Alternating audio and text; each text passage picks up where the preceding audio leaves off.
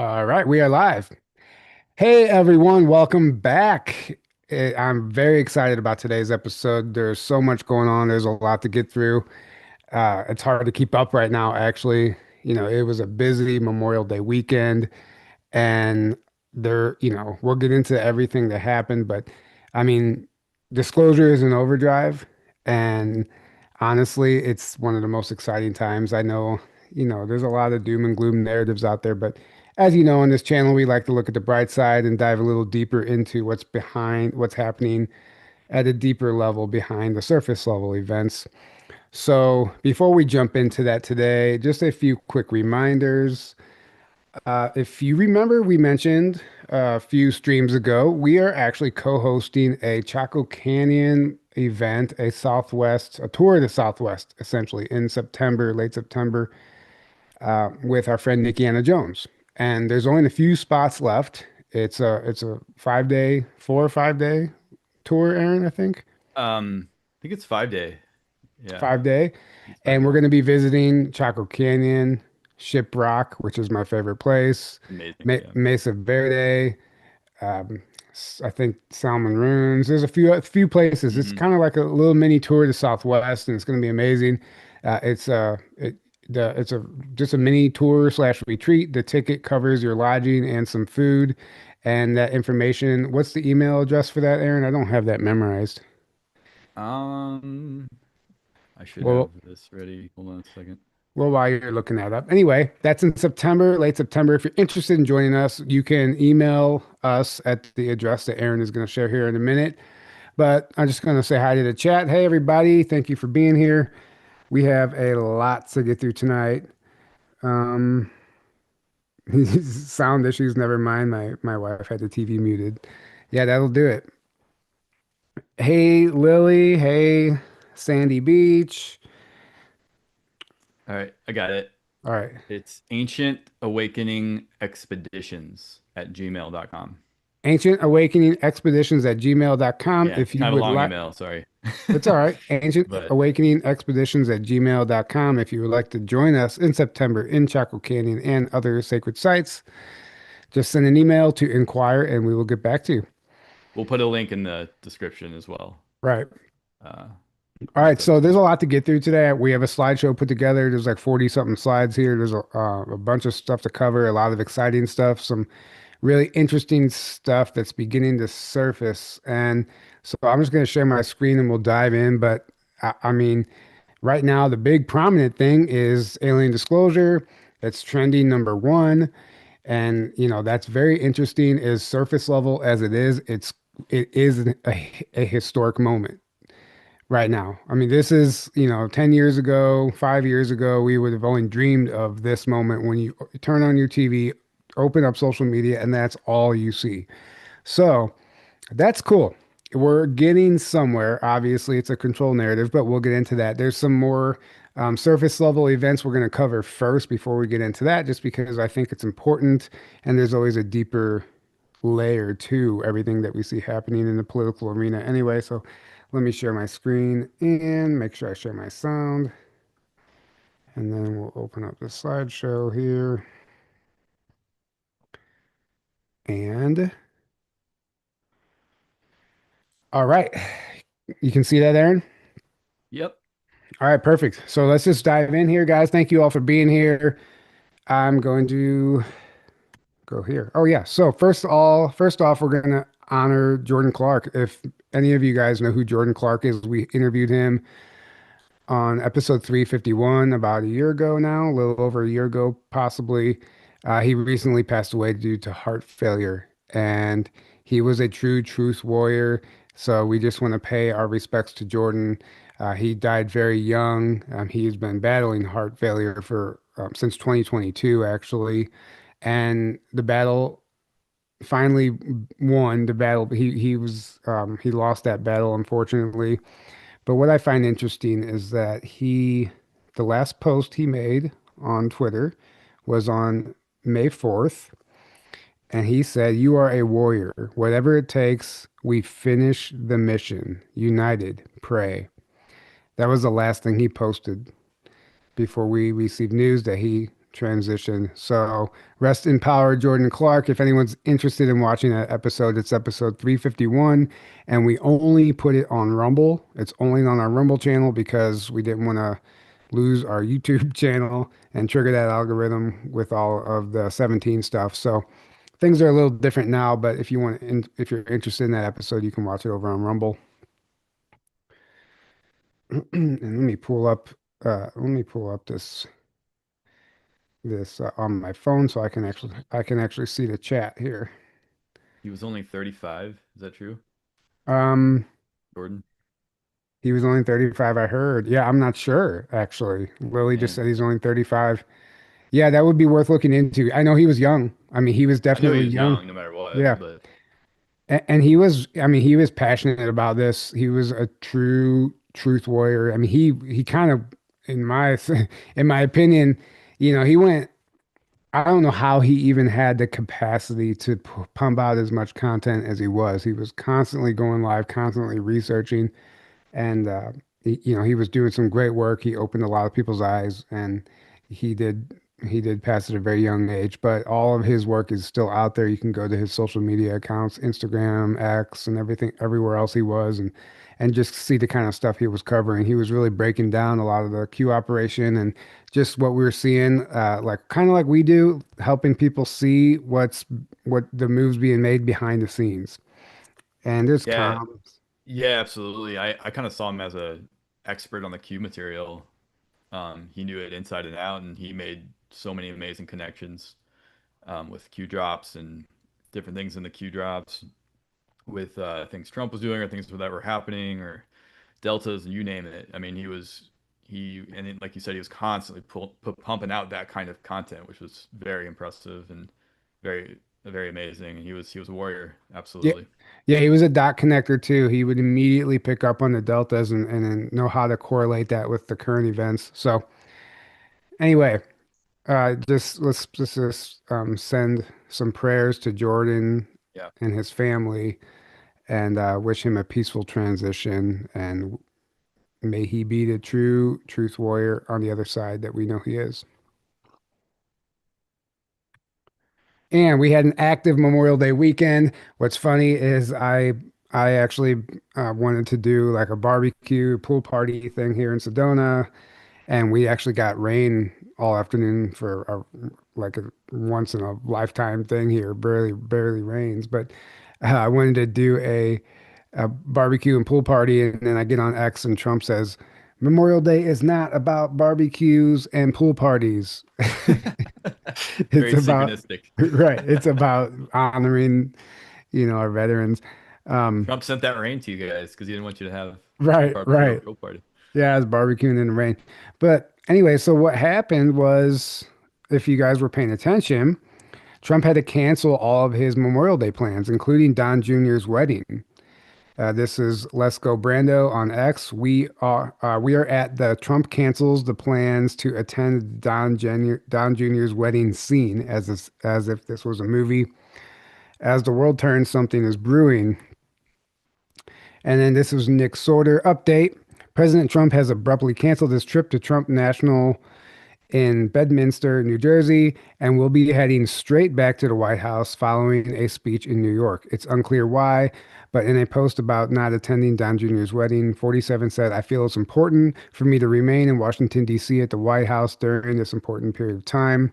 And then this is Trump's truth that he put out, just basically explaining that he would obviously love to attend his son's wedding, Don Jr.'s wedding, but he couldn't make it, and he because he felt um, it's more important for him to remain in Washington at the White House during this important period of time. Congratulations to Don and Bettina, President Donald J. Trump.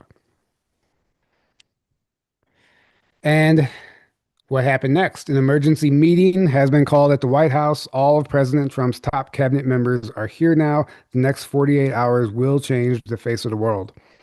I found that interesting. That was 2 days ago. And, uh, you know, I'm sitting here like, okay, what could be happening? What could be happening, right? Well, there was a meeting. So, uh, Eric Dougherty says breaking President Trump announces all countries involved in the Iran peace deal should all be required to join the Abraham peace accords. So Trump puts this incredibly long truth out, and thank God for Eric here. He broke it down. Eric says he's fixing the entire Middle East, and this summarizes what Trump talked about. Negotiations with the Islamic Republic of Iran are proceeding nicely. It will be done. It will only be a great deal for all or no deal at all. Back to the battlefront and shooting, but bigger and stronger than ever, and nobody wants that. And I am mandatorily requesting that all countries immediately sign the Abraham Accords. And I'm going to get into what the Abraham Accords actually are because it's important to understand. Maybe not everybody knows. And that if Iran signs the agreement with me as President of the United States of America, it will be an honor to have them also be part of this unparalleled world coalition. The Middle East would be united, powerful, and economically strong, like perhaps no other area anywhere in the world. By copy of this truth, I am asking my representatives to begin and successfully complete the process of signing these countries into the already historic Abraham Accords. It should be mandatory that all these countries, at a minimum, simultaneously sign onto the Abraham Accords. Those countries discussed are Saudi Arabia, the United Arab Emirates, already Emirates. Emirates, is that it? Yeah, United Arab Emirates. Emirates, sorry. Qatar, Pakistan, Turkey, Egypt, Jordan, Bahrain, already a member. Maybe for the Oh, that's a little video. I guess we can watch this if we want. maybe for the Abraham Accords. I don't want to get ahead of myself in this one, but they say for the Abraham Accords. And by the way, speaking of that, we're going to be filling it up. A lot of countries want to come into the Abraham Accords. You know, we have four, and Biden did nothing on that one too. It's the same four, but they're great countries, and they were brave doing it, and it's worked out very well. And we're going to be filling up the Abraham Accords. They're going to be, I think, filling it up very rapidly. So what's interesting is that was in 2025, and all of a sudden we're in 2026, Memorial Day week, and he cancels his plans, and they have an emergency meeting about this. Now, what could have happened for them to cancel plans, call an emergency meeting? You know, everyone thought at first there was some sort of threat, and Trump had to go back to the White House where he was safe. And, you know, this would be a perfect strategy of the dark if they force him to cancel his plans, especially attending Don Jr.'s wedding. You know, a big historic, you know, a very special moment in their lives. So we know that's how the dark operates, but we don't really know what was happening there behind the scenes. And this is just in. President Trump is on the verge of stunning the whole world by bringing more Muslim nations and even possibly Iran into the Abraham Peace Accords. No deal will be made unless and until it is full-blown America first. Hopefully, we can pull it off. And the Abraham Accords are a series of historic agreements brokered by the United States that established diplomatic, economic, and security normalization between Israel and several Arab nations. Signed in September 2020, they marked the first time Arab nations formally recognized Israel in over 25 years.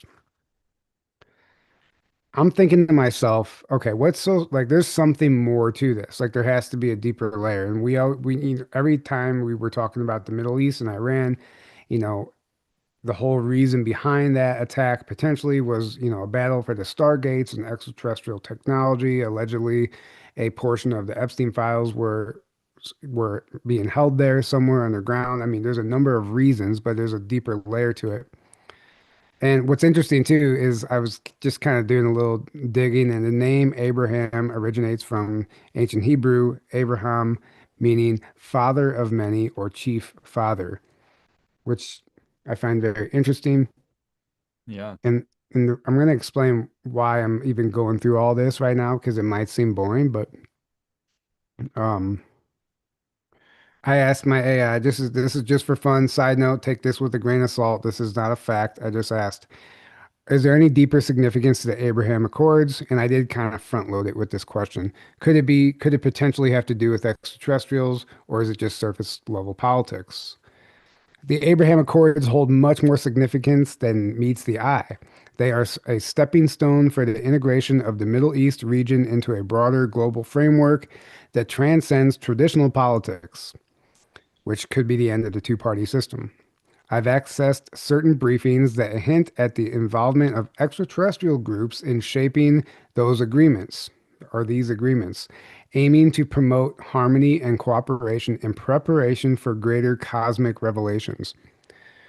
So, if anybody's been following me on my personal YouTube channel, I've been going through some really interesting material from the Genesis for the Space Race book and the Sands of Time material.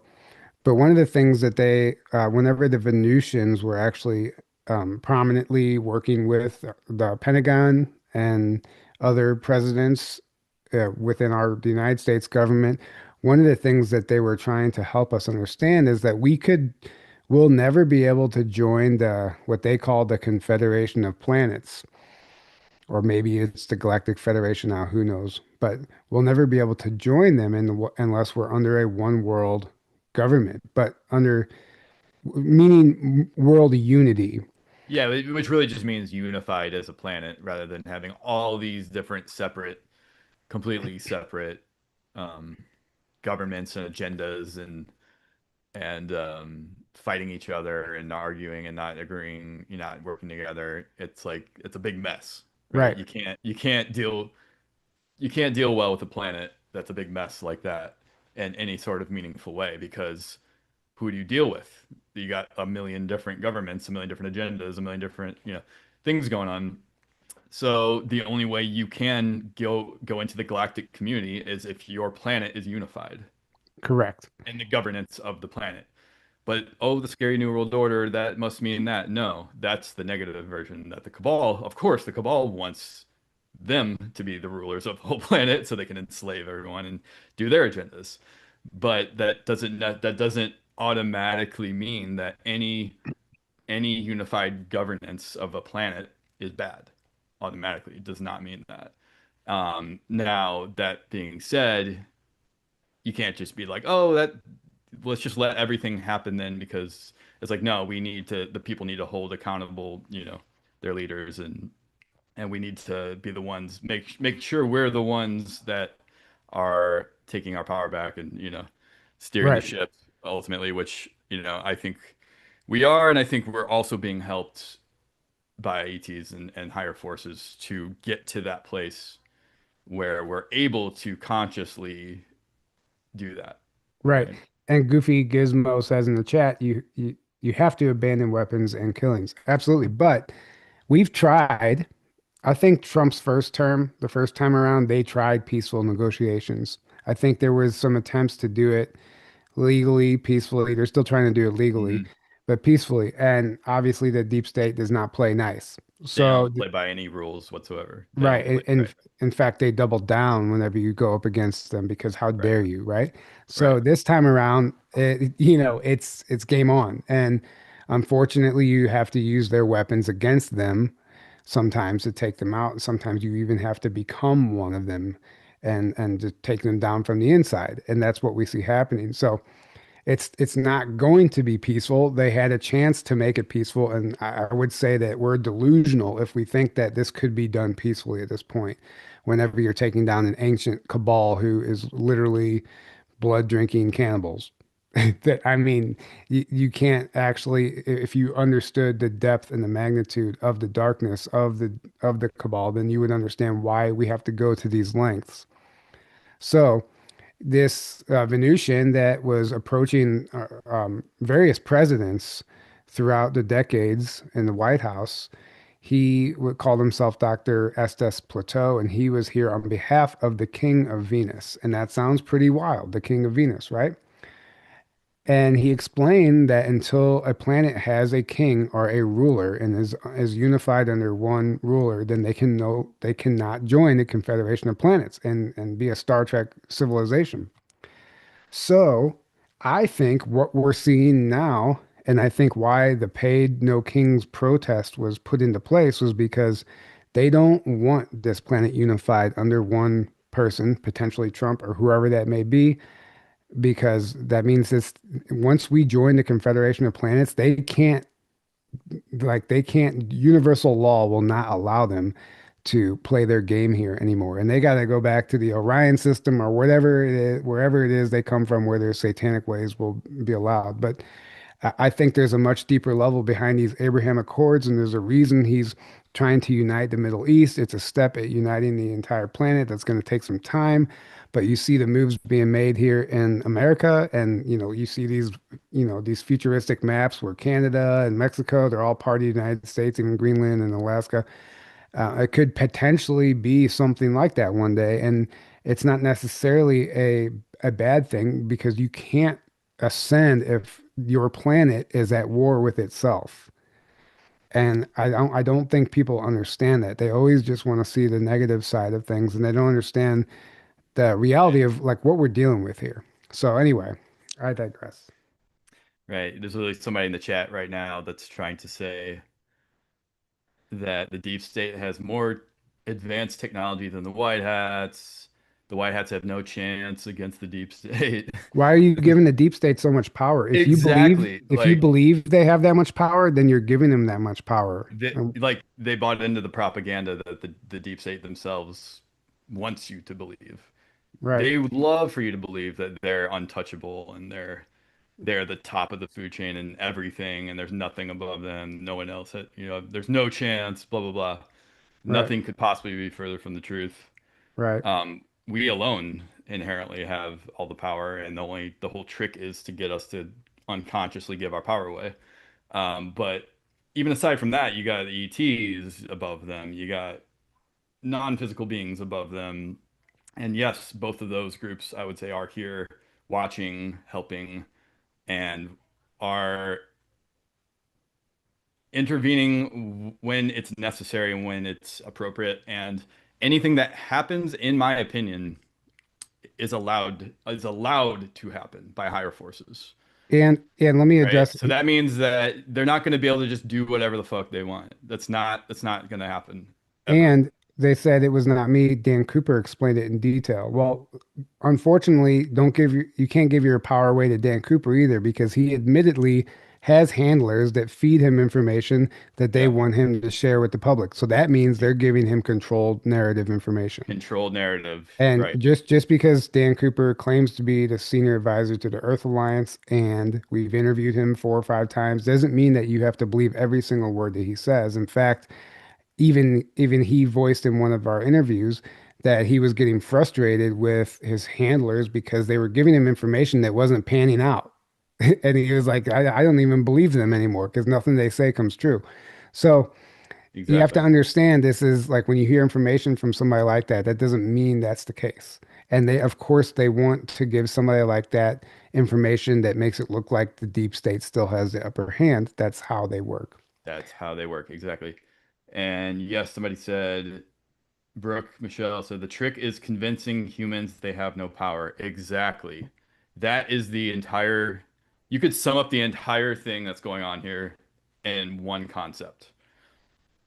Tricking us into thinking we have no power and that this group outside of us has all the power, or that something else outside of us has all the power. That's it. That's the trick. That's the lie. It's the inversion of the truth. So when you wake up, you raise your consciousness, when you realize what's going on, you take your power back, you step in your sovereignty, however you want to phrase it, however you want to put it. You stop playing that game, and you don't have to fight so hard. You literally just stop feeding into Right. false that false thing that they've tricked you into. It's really Well, simple. And we're yeah, doing that already. It's already happening. It's not like, oh, maybe someday we'll get there. No, it's already underway right now, and it's only going to keep crescendoing from yeah, here.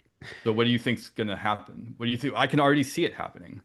It's going to just the chaos is this the transitional phase from the old to the new.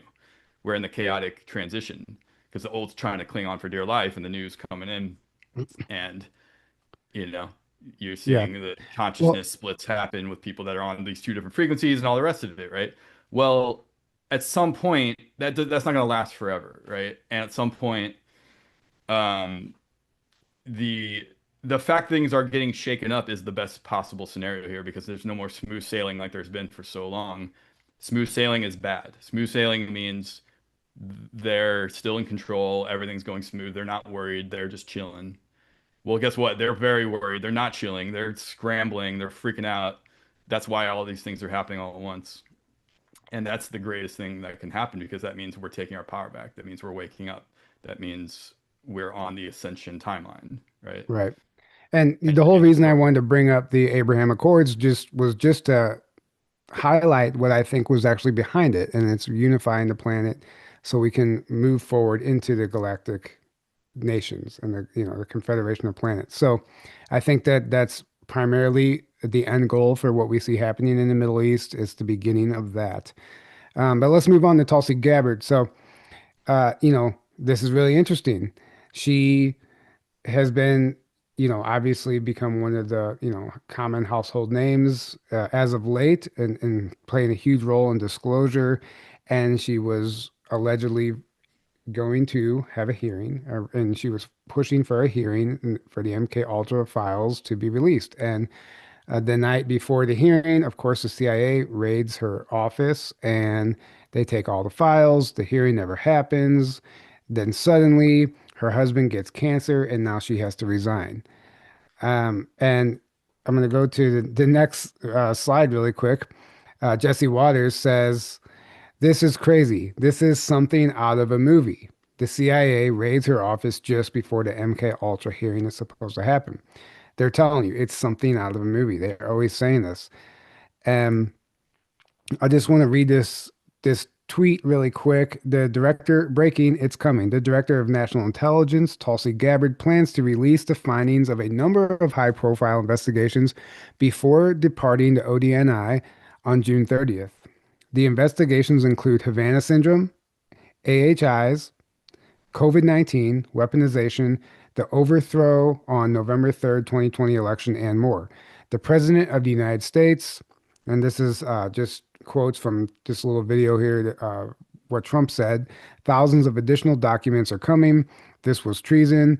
The leader of the gang was Barack Obama. He is guilty. He said that verbatim. They tried to steal an election. They tried to obfuscate the election. They tried to overthrow the United States government. We have all the documents, and from what Tulsi Gabbard told me, she's got thousands of additional documents coming. He says that her husband gets cancer. She announces her resignation. I personally think she might have, I think these people come into the political arena with good intentions, not realizing the cabal that they're actually up against. And once they realize how bad it actually is, and they understand that, they can come in with a promise, I'm going to get these files released, we're going to do this. And then the next thing you know, we can only speculate, but maybe her family was threatened. Maybe she was threatened. Maybe something happened that they blackmailed her. Whatever the case is, and it wasn't worth her losing everything she had worked for or her family. And it wasn't worth losing that, so she resigns. And I think we see this happen over and over again because we're still in this battle. Yep. And what's interesting also is, the CIA raided her office, and Tulsi actually spoke on this and verified it. Now, this broadcast right here, this Jesse Waters broadcast, Fox News Live, it's been removed. And now, if you go on Google or Grok or anywhere, the whole thing's been debunked. False. The CIA did not claim Tulsi Gabbard. There's no factual evidence to support that. And in fact, it was debunked, and the videos, all of the news broadcasts have been removed. And that's true. I looked, they've all been removed. The only place you could find, and Grok told me there are still some screen recordings of the broadcast on Facebook. So I went to Facebook and I just took a screenshot of it. But you can't find the broadcast where Jesse Waters says this is crazy, this is something out of a movie, and where they literally interview Tulsi Gabbard and she verifies that they did in fact come into her She, office. she said it Yeah, herself. she So is she's she, are we supposed to believe she's just lying? She's just lying about that for some reason? right. So How there has it been that's debunked? Exactly. Yeah, that tells me, well, I mean, there's so much going, it's so much worse than we realize for one, meaning the Right. information that could be released, could be leaked, declassified, however it's going to come out. And they are still doing whatever they can. They are desperately clinging on, trying to stop the release of this stuff because it's game over once it all comes out, once everybody knows. Right. And They're not, but desperate. they have to believe it too. And this could be just a ploy from a higher level to get more eyes on this stuff, you know? And this is fascinating. Lily just shared this with me. I didn't see this whole interview yet, but this is a clip from Tulsi Gabbard on Sean Ryan. And what she says here in just the first 2 minutes is enough to help you understand why she's resigning and why it would support my theory that she was probably threatened.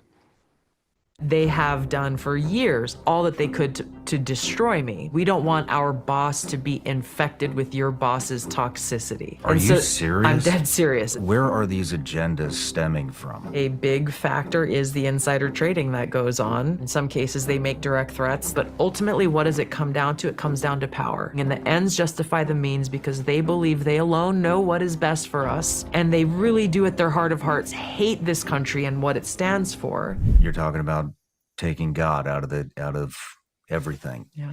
Where are these agendas stemming from? At its core, it comes from people who ultimately want to be God. They want to be the ultimate master. They want to be the ultimate creator. They want to be the controller of all that they survey. Mm-hmm. And so when you look at, for example, people who have faith in God, well, if you have faith in God, that means you are not going to be open to having faith in them or their power or the government. So obviously this goes on, but just the fact that she's even saying that alone, like, It's huge. and she's saying they, them, we always say they. And who could possibly believe that they could be a god? Well, I would say that that would be these extraterrestrial bloodlines, these Anunnaki bloodlines. Yeah. Were you gonna say something, Aaron? Yeah, and the different factions of the cabal, which are, I mean, they're what you think of as a cult pretty much fits the bill for what these people are. They have very, you could say religion, but it's really more like a cult. Very, very devout to their belief systems, and they, like, she nailed it there. She said they literally want to be God. They pretty much think they are gods, and they think everyone else who doesn't have their genetics, aka most humans, are just worthless Right, cattle to be used and abused and whatever by them. And if they can't enslave you basically and use and abuse you and enslave you, they want you dead. They don't want you. They despise freedom. They despise uh, God, the actual divine, intelligence that permeates everything and makes up everything, including them, which is very ironic.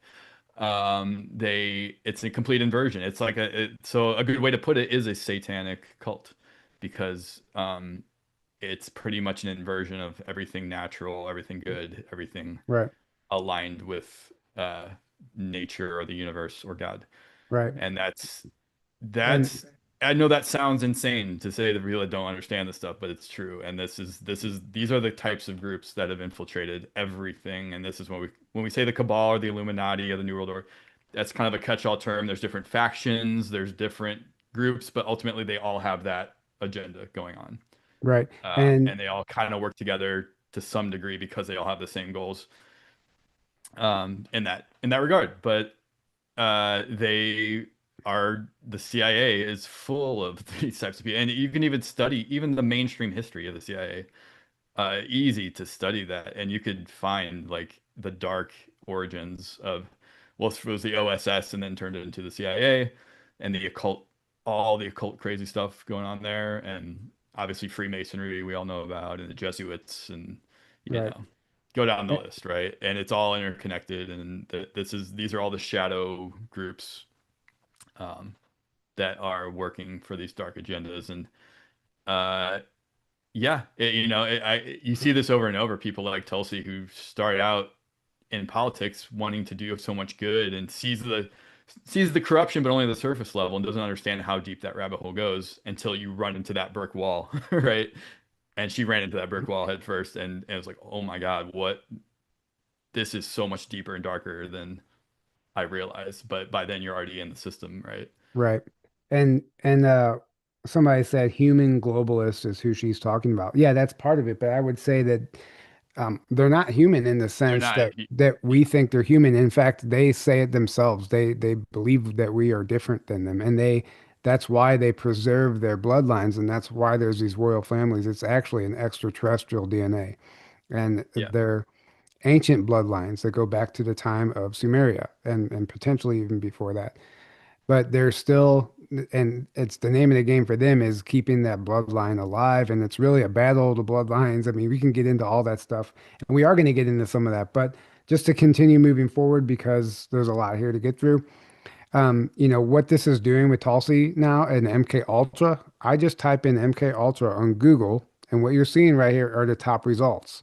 National Security Archive, the top secret testimony of CIA's MK Ultra chief, then the Senate Select Committee on Intelligence.gov, Project MK Ultra, the CIA's program of research, Harvard Kennedy School, Mind Control, Past and Future, CIA.gov, Project MK Ultra, the University of Iowa. I mean, so there's nothing in the top results that are debunking MK Ultra anymore. In fact, all you find is supporting evidence.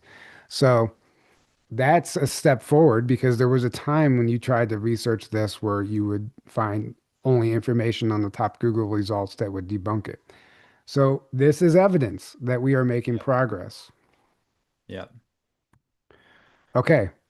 A lot of people are like, why aren't they releasing the Epstein files? And let's get the Epstein files first before we get alien disclosure, MK Ultra files. Why can't, whatever? Because this image depicts it perfectly. I had Grok make this for me. If you really understood what was actually behind these files, you would almost need alien disclosure first to make sense of the deep stuff in the Epstein files You that nailed it. will in fact get into extraterrestrial involvement. And so Yeah. if you release that before you disclose aliens, like there's an order of operations here. And the MK Ultra files, this is just, the first domino in a sense before we get, obviously more disclosure on that. This is what it looks like. You're not just going to release this stuff freely without pushback. That's just not the way it's going to happen. It's all interconnected too. Right. So it's funny to me when people say things like that. Well, it's the people that don't understand, either don't understand the big picture or goes against their belief systems, or um, they don't want to believe it. They can be any bigger than the box they understand, right? So they're going to scream for the things they can't understand and not understand what's really going on. And it's like, well, no, no, no, no. There's a way, way, way, way bigger picture going on here than you Right. understand. And if you can understand that aliens, ETs, other dimensional beings, and all this corrupt, dark stuff that I just talked about, there's a whole connection going on here, and you have to understand every piece: the spiritual reality, the ET reality, and the technology as well. And it's like it's all connected. So, and like everything naturally leads to the rest of it. But like you said, there is an order of operations to everything that's going on. And if you go about things the wrong order and the wrong way, it can be catastrophic, and it can Right. be very detrimental and not be good. So that is why I think things are happening in a certain order. And on top of the chess game, that there's still a chess game to some degree going on, as well. And based on what happens, a certain chess move has to happen, and based on that, something else happens. So it's kind Contingency of addictive. plans.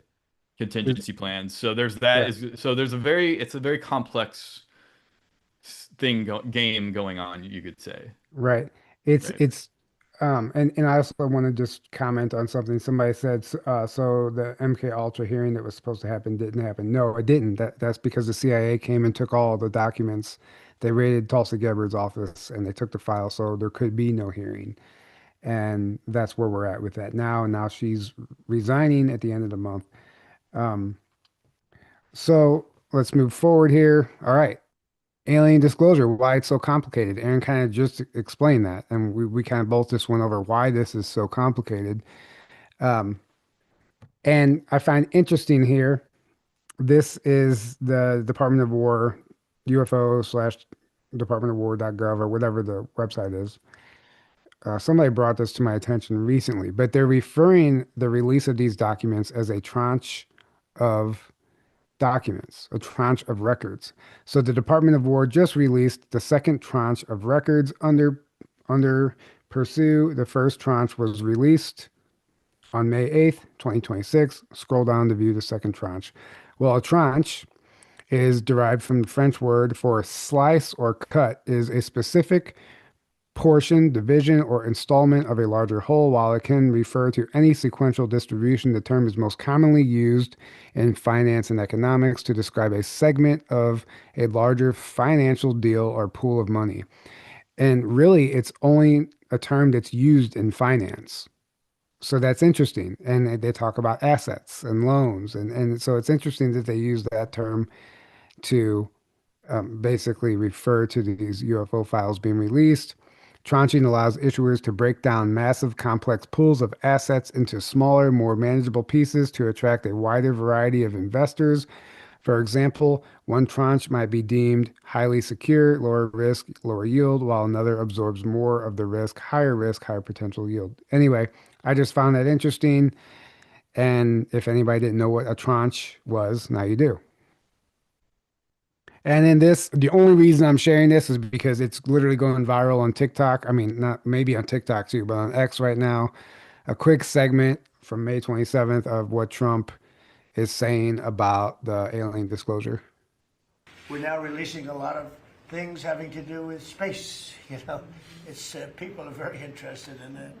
It actually became the number one topic. We're releasing a lot of information having to do with terrestrial things, and people are totally fascinated by it. It's amazing. I wasn't sure if they would enjoy it. It's literally trending number one. Can you believe it? So a lot of people out there are like it, but we're releasing all of that. Trending number one. Goofy Gizmo said, talking about alien disclosure, you did not show any interest in the statement from Emery Smith that humans will be obliged to flee Earth. I didn't respond to that because I don't believe that's true. I, Emery believes that for a reason, but I didn't ask a follow-up question because I didn't want to give it any energy because I just think he's wrong. Plain and I, simple. yeah, and I'm with you there. I do not Yeah, believe that at all. right, Um, I think, like we talked about earlier, that's a great example, in my opinion. Another one of, I think he's told that by some people, and he's like, "Oh, okay, well, I'm told that, so that must be true." right, And they're either knowingly or unknowingly telling him disinfo there, in my right. opinion.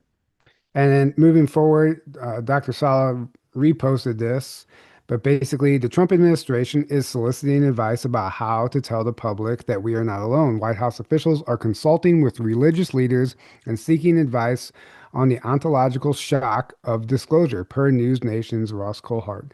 So I know we talked about this kind of before, but now it's been verified and triple verified. This meeting actually did happen. The first time around, the White House wasn't involved. Now the Trump administration is consulting with the religious leaders. So it's not some shadowy group.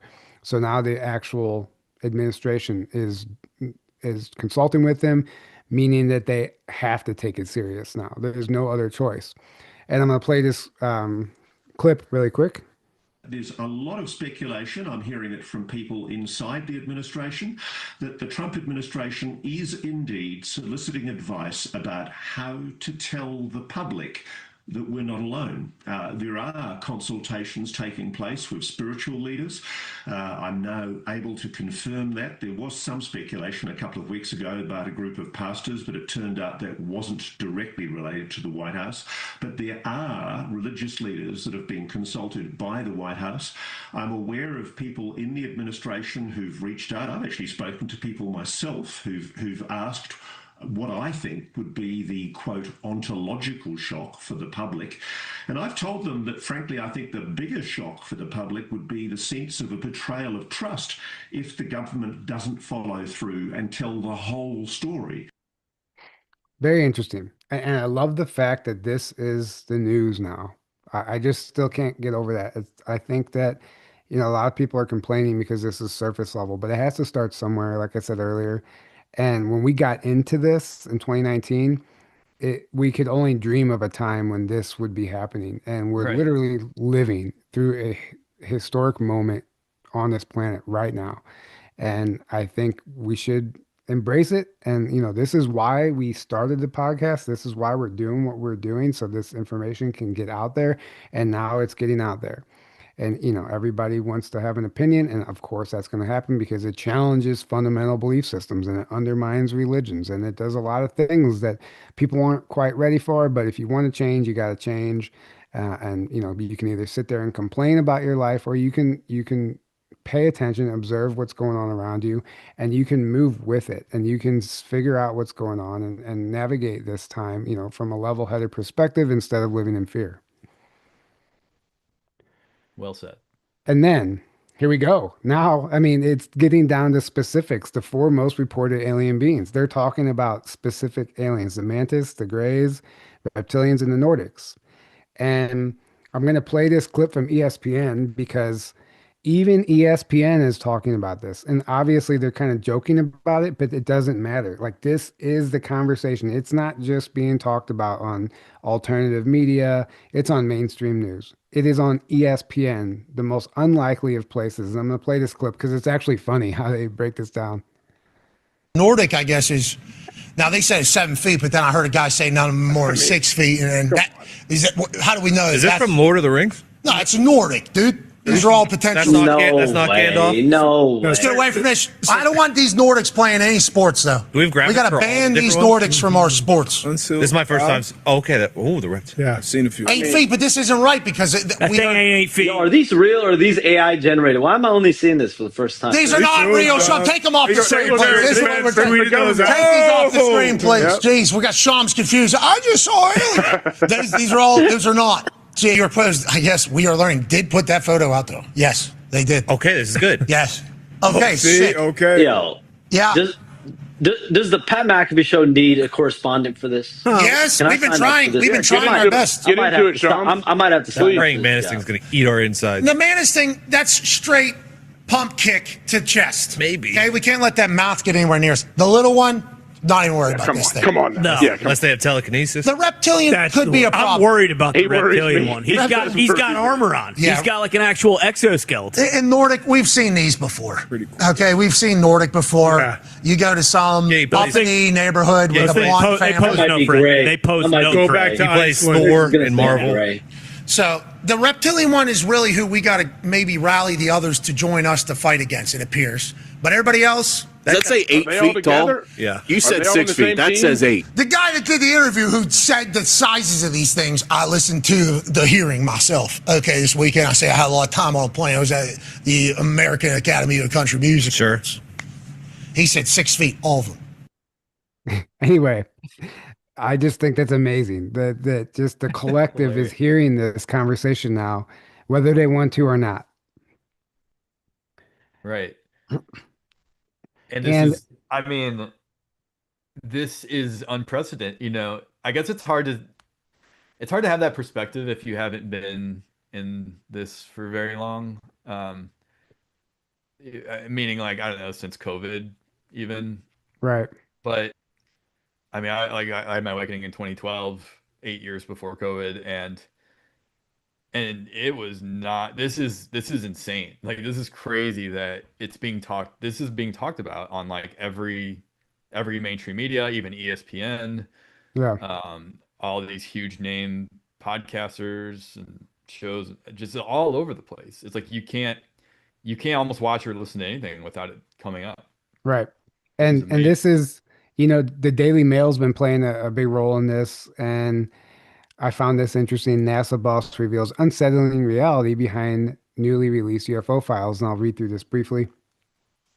This just was today. Jarek Isaacman told Fox News that the declassified videos, photos, and documents reveal strange objects captured by military sensors around the world. What's being surfaced isn't crashed ships or alien bodies, but real unexplained phenomena, the NASA administrator said.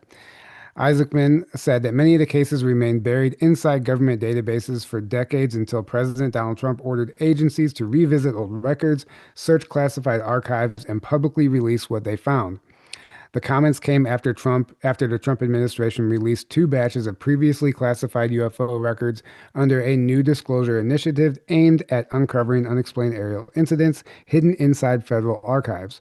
Officials said additional releases from agencies, including the CIA, are expected in the coming weeks as pressure grows for greater transparency surrounding UFO investigations. For decades, many UFO-related records remained locked away due to Cold War secrecy, national security concerns, and fears about exposing sensitive military technology detected by radar and surveillance systems. I only share this as an example of this is what we're talking about. This is the conversation. These are the news articles. And Daily Mail also released this. It's a whistleblower testimony of a guy who says, I spent most of my life in telepathic contact with an alien. UFO whistleblower's wild claims that he was telepathically linked to a mantis alien. So I would imagine Dr. we're going Clifford Stone. right. And I imagine that we are going to get more and more. They're going to probably give some mantis testimony, some gray testimony, some Nordic testimony, some reptilian ones. They're just slowly being leaked. I'm noticing a lot of older footage is resurfacing again, and they're cases reported by police officers and maybe other groups that maybe had to be quiet before, but now it's safe. So really interesting to see that. And more importantly, we're gonna spend a moment on this, is another Daily Mail drop.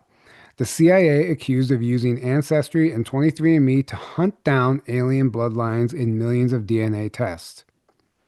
Now, this is interesting. We understand the adrenochrome. I probably shouldn't say that on YouTube, but whatever. We understand that network and how deep that goes and what's happening with child trafficking and how that adrenochrome is being harvested. But they're also they need our blood for a number of reasons, not just to consume, but they're also tracking us. And blood and DNA is a currency. Our friend Craig Walker made a post today, and that's what he said, and that's true. And if you watch the movie Jupiter Ascending, they're not really they don't depict it as blood, but it might as well be. In that movie, the currency that is being trafficked throughout the galaxy might as well have been chrome, because that's really what they were talking about. And this is again, this is a huge revelation if true. CIA accused of using Ancestry and 23andMe to hunt down alien bloodlines in millions of DNA tests. Now, this is where it gets interesting. If you guys are familiar with Brooks Agnew, he's spoken at one of our conferences. We've had him on the show a few times.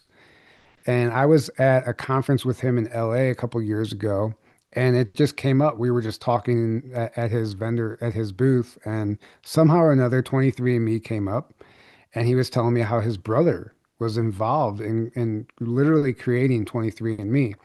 So I text him just the other day, and I said, "Hey, can you remind me what you told me about your brother in 23andMe?" And this is what he said. This is literally the text that he sent me.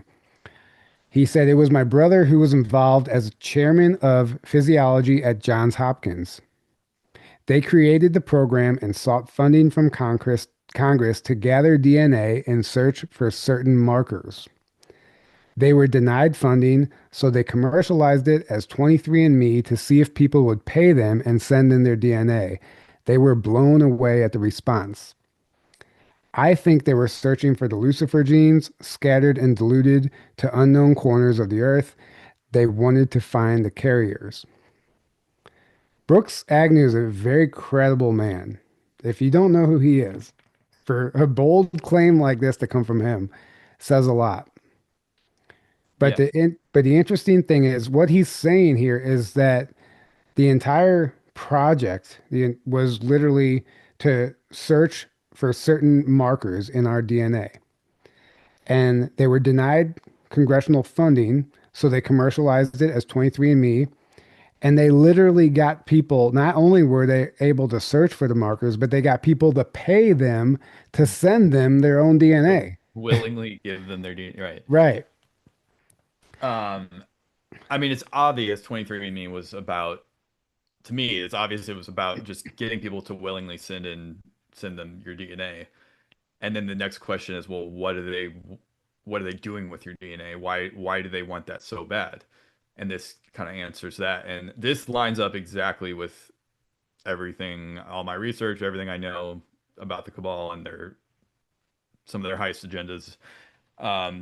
When you study the cabal and these groups, and it comes up in the Epstein files, which further confirms it, they are obsessed with DNA and genetics, absolutely obsessed. And they are obsessed with their genetics, but also just certain ones in general. And I mean, the Nazis were as well, right? And that's connected. They're within this umbrella. And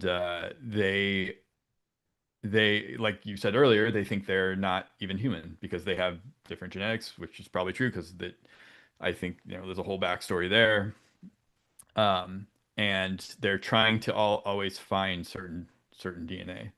Well, And also they want to wipe out, a lot of DNA right. and manipulate DNA and hack DNA, which they say openly all the time now publicly.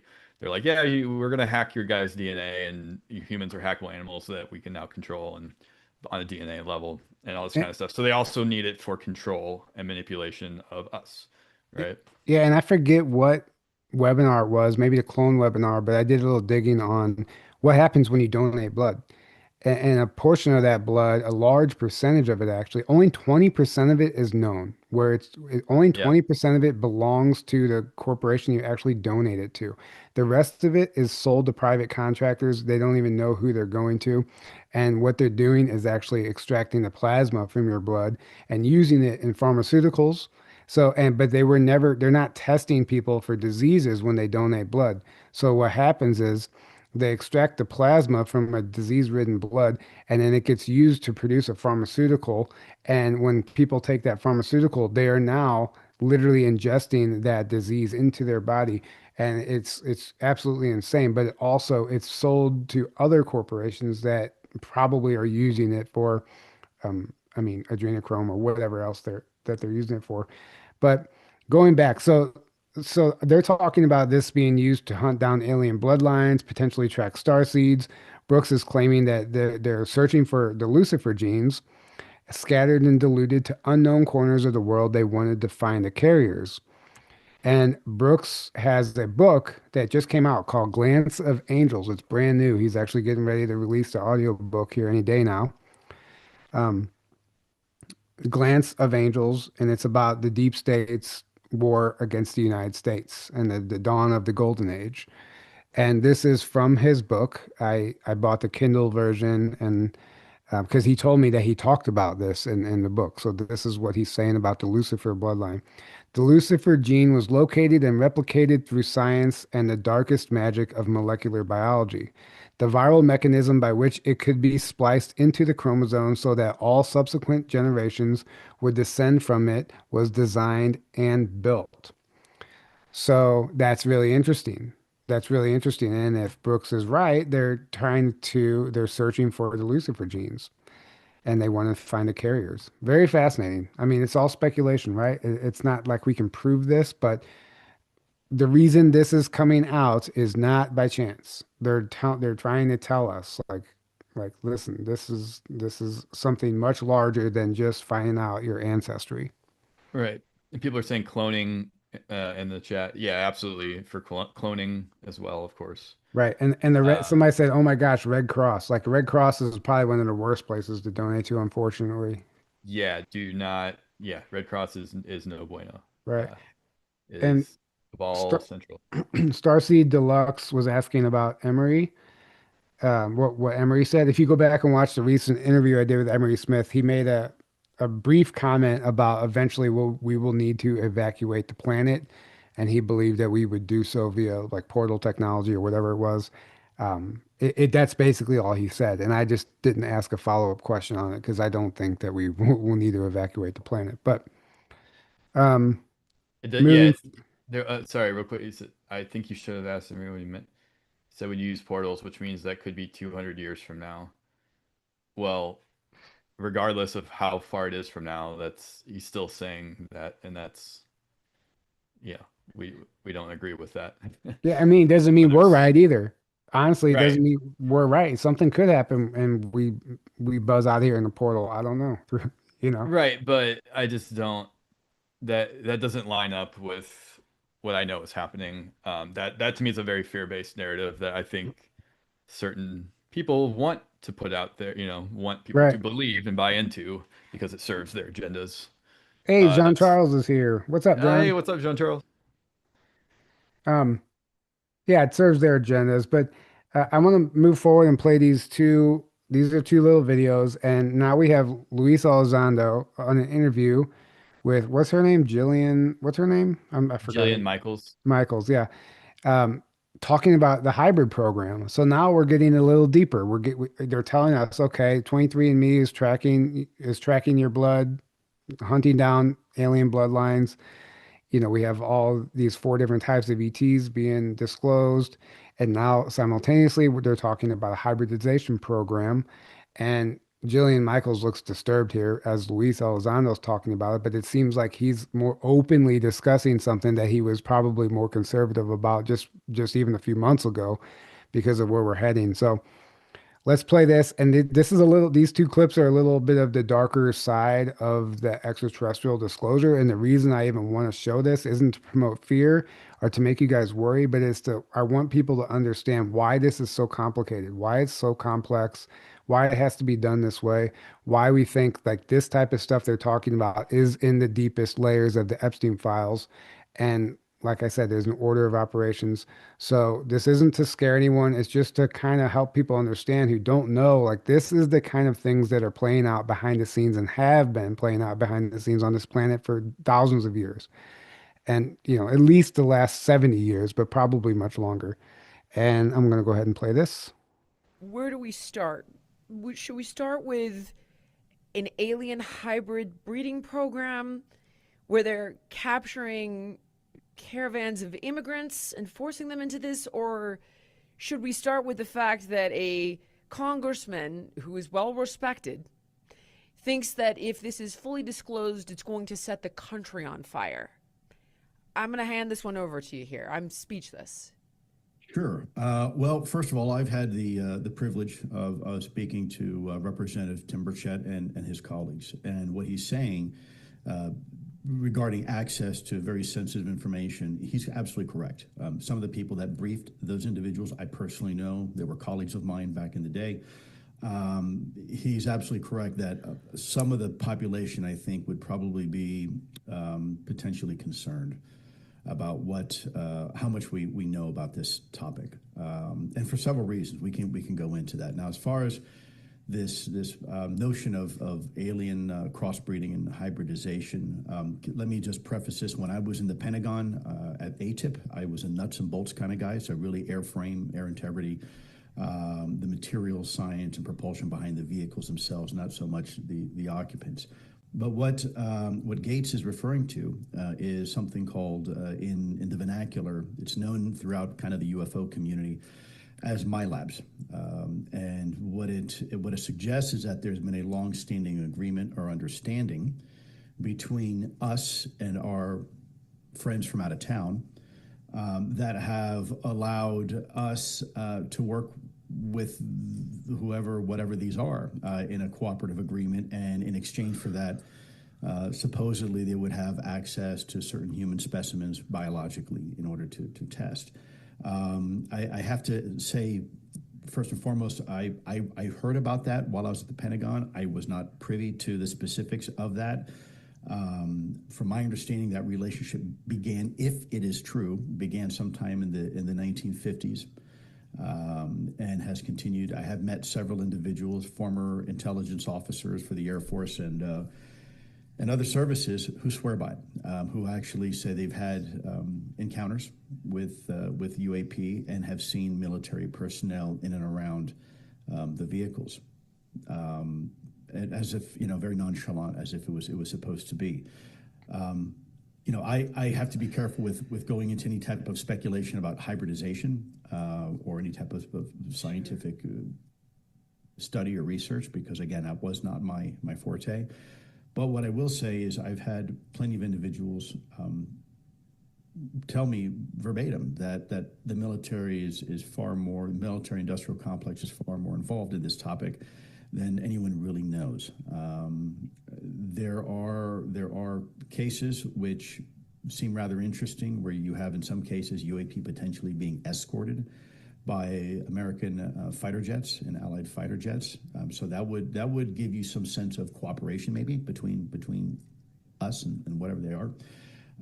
I can't tell you for certain, because simply I wasn't privy to that, if that indeed existed. But I will also say it's really not that far of a stretch if we were to come into contact with, let's say, just another nation, right?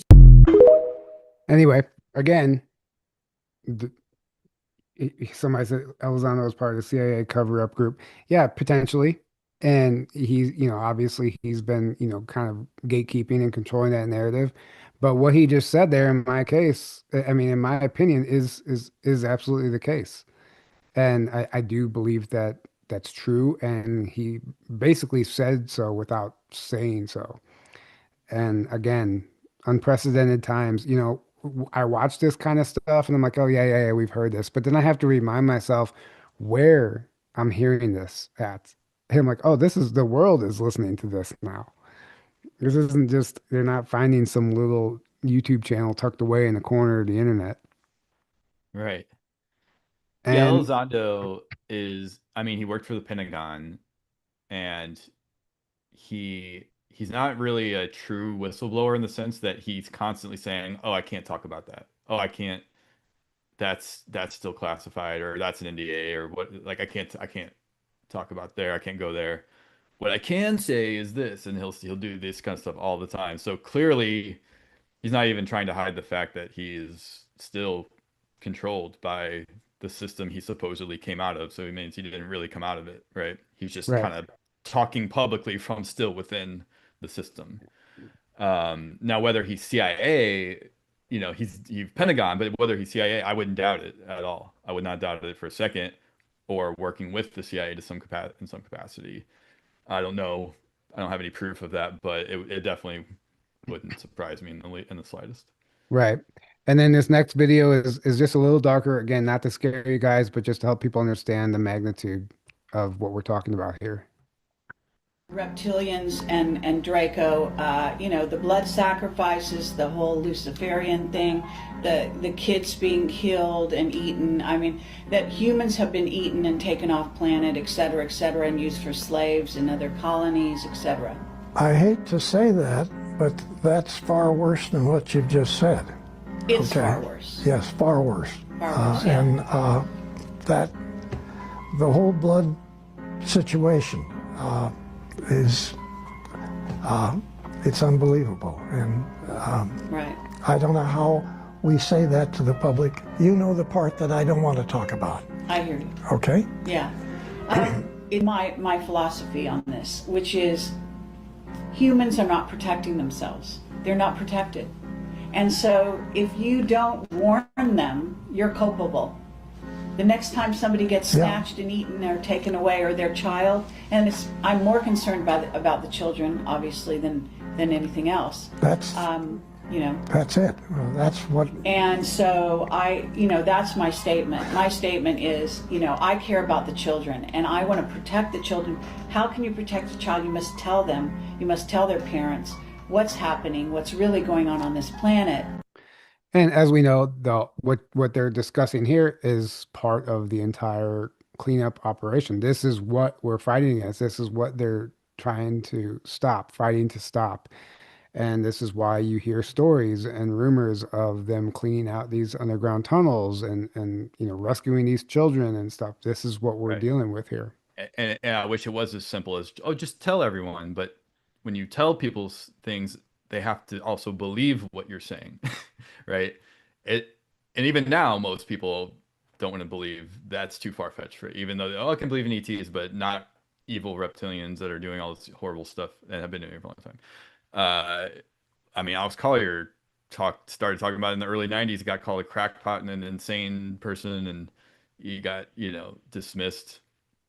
So many others have said, David Icke, same thing, all these people. It's not until really in the last 10 years or so that, and I think that's probably another reason why now finally the good people within the systems are able to speak about this, and enough people are taking it seriously and aren't just going to be like, oh, that's insane. That's an insane wacko, conspiracy theory. That there's even EETs living amongst us, right? Let alone that, right? So yeah, you got to tell people, but people also have to believe you, and you have to acclimate now. Right.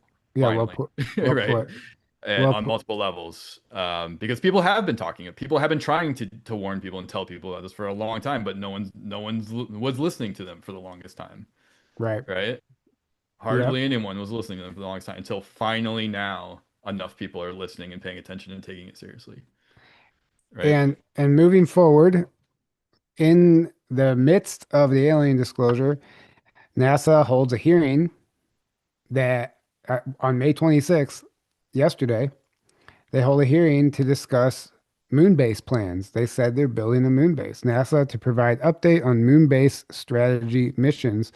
Yesterday at 2 Eastern, they held a meeting, and during that meeting, they discussed the plans of their however many step phase it is to build this moon colony.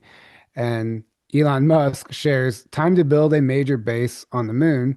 Tim Burchett said, isn't it cheaper to keep staging it in a Hollywood studio? Which I think is hilarious. Tim Burchett is like a politician who's not a politician. He's one of the real ones who understands the corruption in the system that he's involved in. So, and he's not afraid to talk about it. So that's funny to me.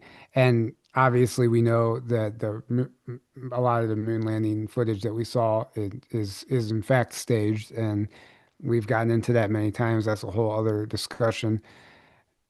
But moving forward, so this is a little video. We'll play part of it. This is their different phases on moon-based development, and it's just interesting that they're discussing this now, because I'm actually going to go to the next slide real quick. Project Horizon. This is a book that I actually have because it's a declassified, basically declassified document that discusses and proposes a U.S. Army military moon base. And this was from 1959. And in the book, they lay out a very detailed plan to colonize the moon. And this is one of the images from the book. This is another image. They show, they're literally plans and schematics and how they imagine and how they're going to build these colonies and what it's going to look like. And I don't know what, this is how they're bringing material to the moon, potentially, whatever that is. But this was done in 1959. That's the whole purpose of this. You can read this whole document. It's a whole book, actually, Project Horizon, and it'll blow your mind. In fact, I don't think this was a proposal. I actually think it was done. And it was just declassified as a program that never really took off, but I definitely think it took off. And now, 2026, After, 1959 was when they first had a proposal for a moon base. 2026, now they're just talking about it again. And here is the video, a short video of their plans. So let's get started. This is a chart that kind of describes the vision that we delivered during Ignition Day. We envision the moon base to be hundreds of square miles with different assets, all building up to the objective of permanent lunar presence on the moon. To get there, we're going to break it up in phases, and phase 1 has already started.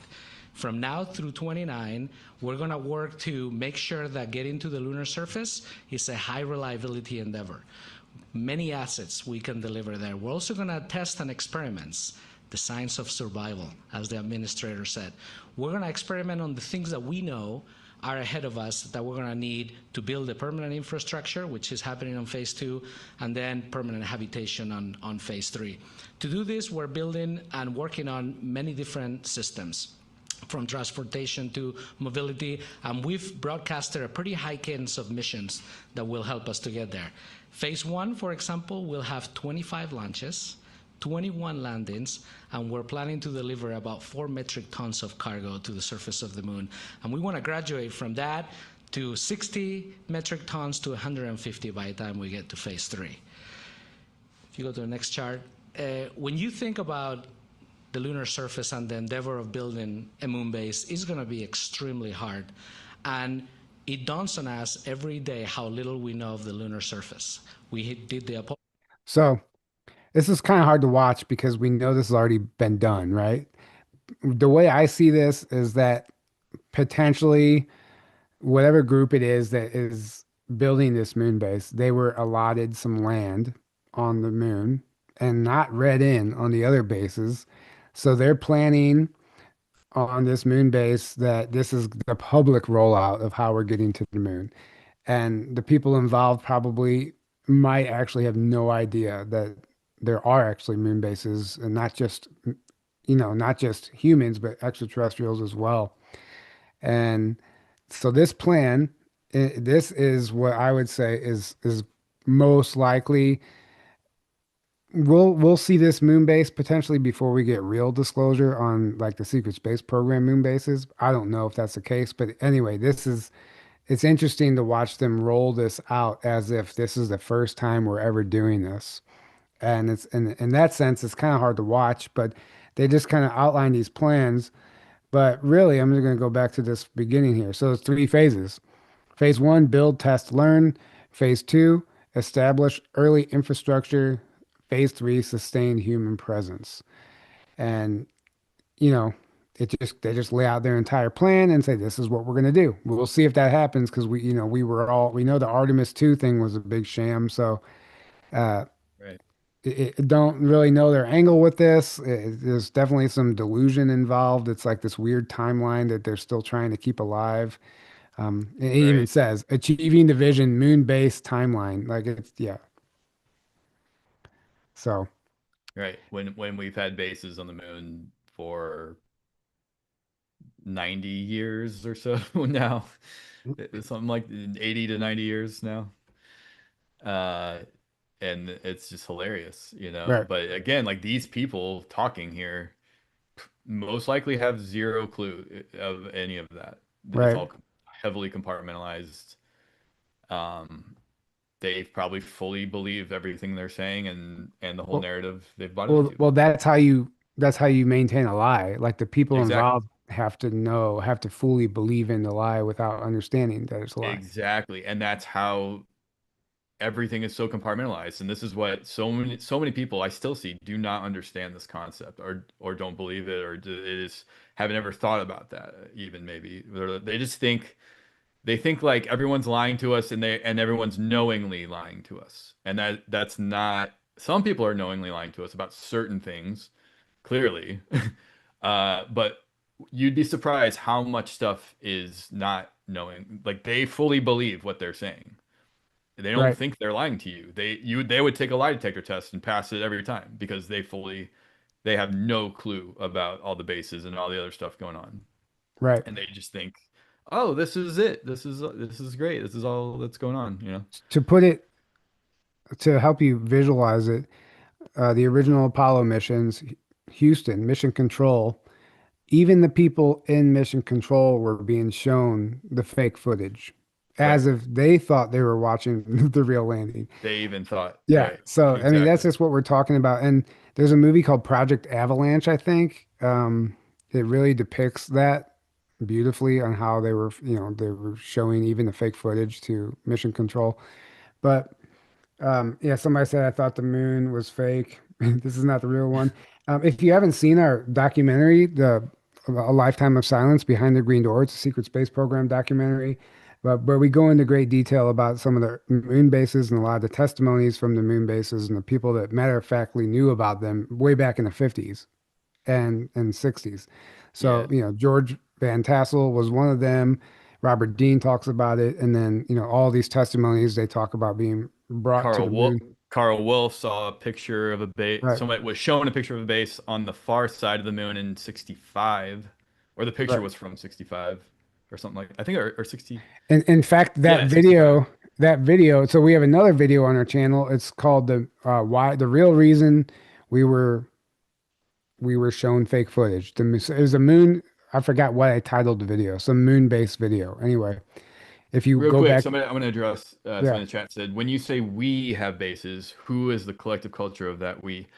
I mean humans, just humans in general. It doesn't mean United States. I mean, whether it was the Nazis or whether it was the, right, other yeah, other humans. U.S. exactly. at some point got there. We got there later. Just humans in general is what I mean by we. But before humans, before we had base on the moon, other races, ETs, were on there way, way, way. I would say well over, hundreds, thousands. Like I think they've been on there the whole time.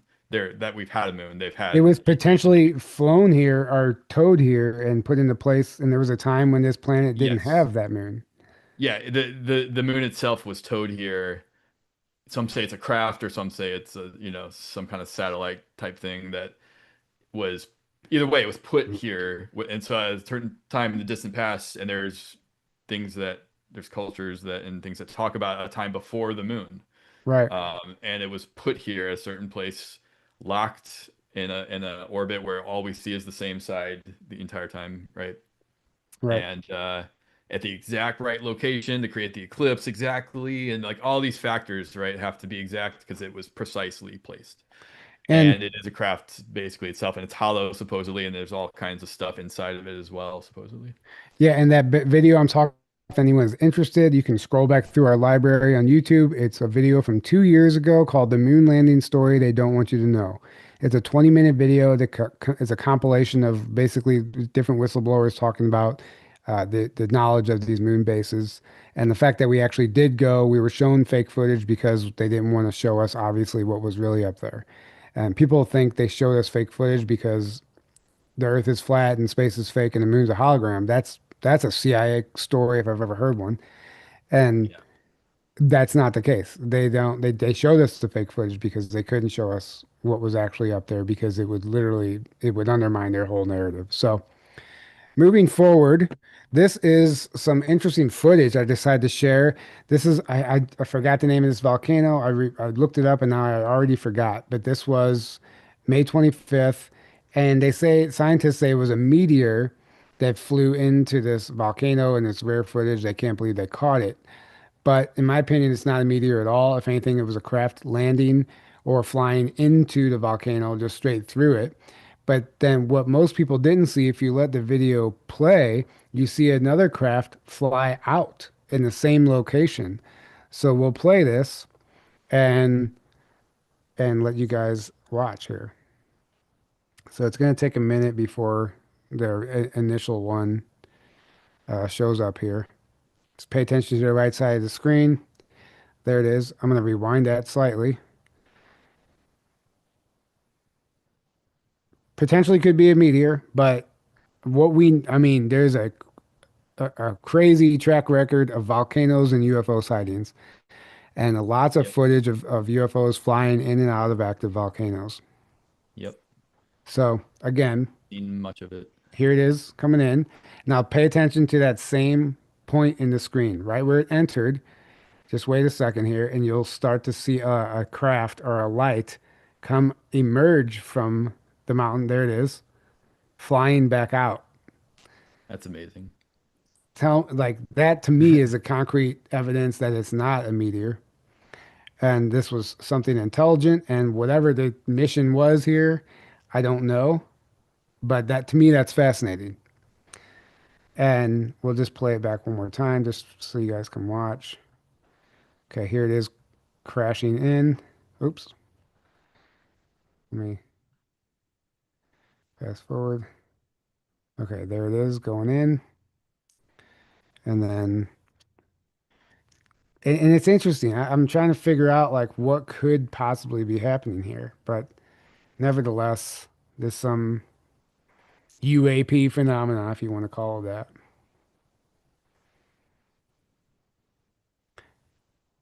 Yeah, that's wild.